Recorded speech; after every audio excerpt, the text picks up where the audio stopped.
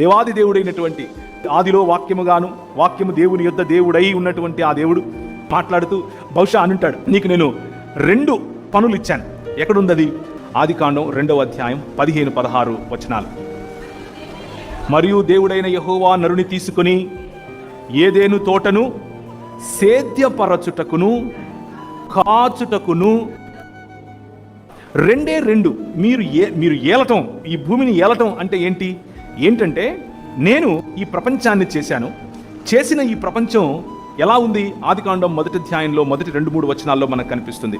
భూమి నిరాకారముగాను శూన్యముగాను ఉన్నది. శూన్యముగాను నిరాకారముగాను ఉన్నటువంటి ఆ భూమి పైన ఒక క్రమాన్ని చేశాడు, తన మాట ద్వారా చేశాడు. కలుగును గాక అన్నాడు, కలిగింది. నీళ్లు కలుగును గాక అన్నాడు, కలిగాయి. దాన్ని ఏమంటారు? చెట్లు కలుగును గాక అన్నాడు, చెట్లు. రాత్రికొకటి ఉదయానికొకటి వెలుగు కలుగును గాక అన్నాడు, వెలుగు. ఇలా చూసుకుంటూ పోతే తన మాట చేత సర్వాన్ని సృష్టించినటువంటి దేవుడు ఆ భూమి పైన ఒక క్రమాన్ని నిర్మించాడు. ఆ క్రమం ఏమిటి? ఏదెను తోట అనే క్రమం.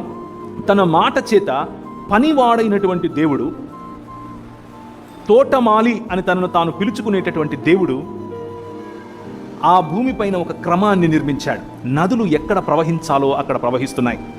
ఈవులు ఎవరికి ఏవి దక్కాలో అవి దక్కుతున్నాయి. పశుపక్షాదులన్నీ సుభిక్షంగా ఉన్నాయి. పండ్లు, కాయగూరలు వంటివి ప్రతి ఒక్కటి ఎక్కడెక్కడ అమర్చాలో అక్కడక్కడ అమర్చాడు. ముళ్ళ తుప్పలు లేవు, ముళ్ళ చెట్లు లేవు. ఏం పర్యవసానం ఉంది ఆయన చేసినటువంటి సృష్టిలో అనంటే క్రమము అనే పర్యవసానం ఉంది. ఆ క్రమంలో మానవుడు సుభిక్షతను చూసి ఆ క్రమాన్ని విస్తరింపచేయాలి.